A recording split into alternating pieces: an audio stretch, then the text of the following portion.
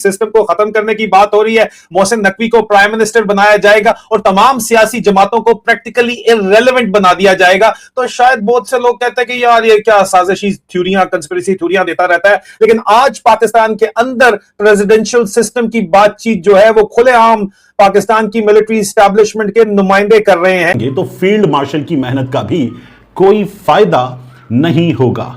ये चंद जुमले बज़ाहिर सादा हैं, लेकिन अगर इनके सियासी, आईनी और रियासती माने निकाले जाएं तो बहुत सवालात खड़े हो जाते हैं।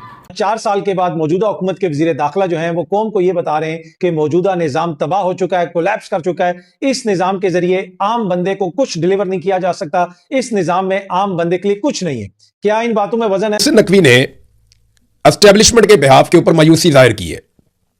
सादी बात यह है, मोहसिन नकवी नुमाइंदा है आसिम मुनीर का, और आसिम मुनीर के दिल के करीब अगर कोई एक आदमी है पूरे पाकिस्तान में जिस पे आसिम मुनीर का सबसे ज्यादा मोहसिन नकवी, तो मेरे ध्यान में एकदम आया जब शायर कोई बहुत अच्छी शायरी करे ना तो वो कहते हैं क्या कहने क्या कहने, क्या बात है, क्या कह दिया मोहसिन नकवी साहब ने। इस सिस्टम को खत्म करने की बात हो रही है। मोहसिन नकवी को प्राइम मिनिस्टर बनाया जाएगा और तमाम सियासी जमातों को प्रैक्टिकली इररेलेवेंट बना दिया जाएगा। तो शायद बहुत से लोग कहते हैं कि यार ये क्या साजिशी थ्योरियां, कंस्पिरेसी थ्योरियां देता रहता है। लेकिन आज पाकिस्तान के अंदर प्रेसिडेंशियल सिस्टम की बातचीत जो है वो खुलेआम पाकिस्तान की मिलिट्री एस्टैब्लिशमेंट के नुमाइंदे कर रहे हैं और सोशल मीडिया के ऊपर एक कोऑर्डिनेटेड कैंपेन चल रही है। और सबसे दिलचस्प बात ये एग्जैक्टली वही सिनेरियो है जिसकी एक्सक्लूसिव रिपोर्टिंग मैंने अगस्त 2025 में की थी। और इस कहानी का एक और पहलू भी है, इस्राइल, गजा और पाकिस्तान, और हम तमाम पीसेस को आज आपको जोड़कर दिखाएंगे। अजीज अरमान,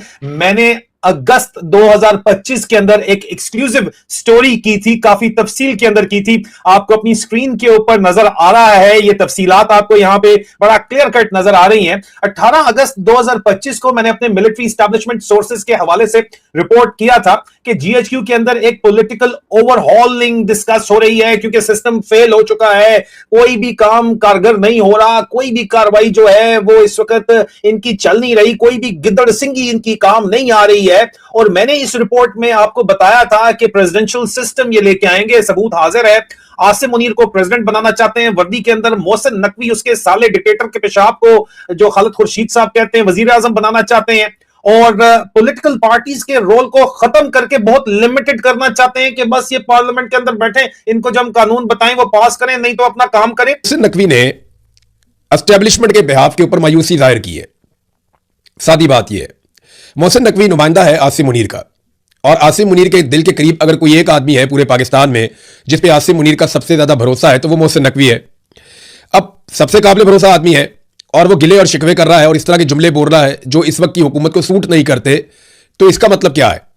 ये मतलब समझने से पहले ये 6-7 नुक्ते जो मोहसिन नकवी ने बोले हैं वो मैं आपके सामने रख देता हूं कि एक्चुअली इस बातचीत में और इसके बाद जो सहाफियों के साथ बातचीत हुई उसमें बेसिकली मोहसिन नकवी ने कहा क्या, लुबे लुबाब क्या है। एक पॉइंट यह है कि सिस्टम यानी निजाम ये कोलैप्स हो गया है, यानी निजाम तबाह हो गया है, उसमें कुछ नहीं बचा और इसे रीसेट करना होगा, यानी दोबारा से पूरे निजाम को बनाना पड़ेगा, वरना यह मुल्क इसी हालत में रहेगा, यह ठीक नहीं हो सकता। आसिम मुनीर के करीबी साथी ने यह मान लिया या आसिम मुनीर ने यह मान लिया कि सिस्टम कोलैप्स हो गया है, अब इसमें कुछ बाकी नहीं रहा, यह निजाम अब नहीं चल सकता।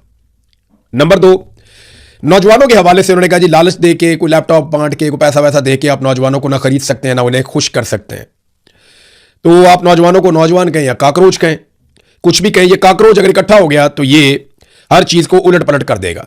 4 साल के बाद मौजूदा हुकूमत के वजीर दाखिला जो हैं वो कौम को ये बता रहे हैं कि मौजूदा निजाम तबाह हो चुका है, कोलैप्स कर चुका है। इस निजाम के जरिए आम बंदे को कुछ डिलीवर नहीं किया जा सकता। इस निजाम में आम बंदे के लिए कुछ नहीं है। क्या इन बातों में वजन है? यकीनन वजन है। क्या ये निजाम आम बंदे के लिए डिलीवर कर रहा है? बिल्कुल डिलीवर नहीं कर रहा। लेकिन ये तो वो निजाम है जो 4 साल से यही लोग चला रहे हैं। किस तरीके से चलाया जा रहा है वो भी हमारे सामने है। इन 4 सालों के दौरान हमने क्या कुछ नहीं देखा, क्या दावे नहीं सुने। कभी ये कहते हैं $100 अरब की इन्वेस्टमेंट आ जाएगी, ये हो जाएगा, वो हो जाएगा, ये गेम चेंजर हो गई, वो गेम चेंजर हो गई, दुनिया में हमारा बड़ा मुकाम बन गया, ये हो गया, वो हो गया। लेकिन अब हमें बताया जा रहा है कि ये निजाम तो कोलैप्स कर चुका है, ये निजाम तो इस काबिल ही नहीं है कि ये आगे चलाया जा सके। अब से कुछ माह पहले वजीर दिफा टीवी पे बैठ के बता रहे थे कि मौजूदा हाइब्रिड निजाम जो है ये बेहतरीन निजाम है, ये निजाम आज से 30 साल पहले आ जाना चाहिए था। लेकिन अब वजीर दाखिला बता रहे हैं कि मौजूदा निजाम तो कोलैप्स कर चुका है। अच्छा, वाकई ये कोलैप्स कर चुका है। इस निजाम के अंदर आम बंदे के लिए कुछ भी नहीं है। जो उन्होंने बात की कि नए सूबे बनने चाहिए, एडमिनिस्ट्रेटिव यूनिट्स बनने चाहिए, उसमें वजन है, बनने चाहिए, नीचे तक इक्तदार जो है मुंतकिल होना चाहिए। लेकिन जो मौजूदा निजाम है, क्या ये अपनी आईनी शक्ल के मुताबिक चल रहा है? देखिए ना, जब हम इसके कोलैप्स होने की बात करते हैं तो हमें यह भी क्वेश्चन करना पड़ेगा कि गुज़िश्ता 50-60 सालों से जब से हमारे पास आइन है, क्या निजाम उस आइन के मुताबिक चला है?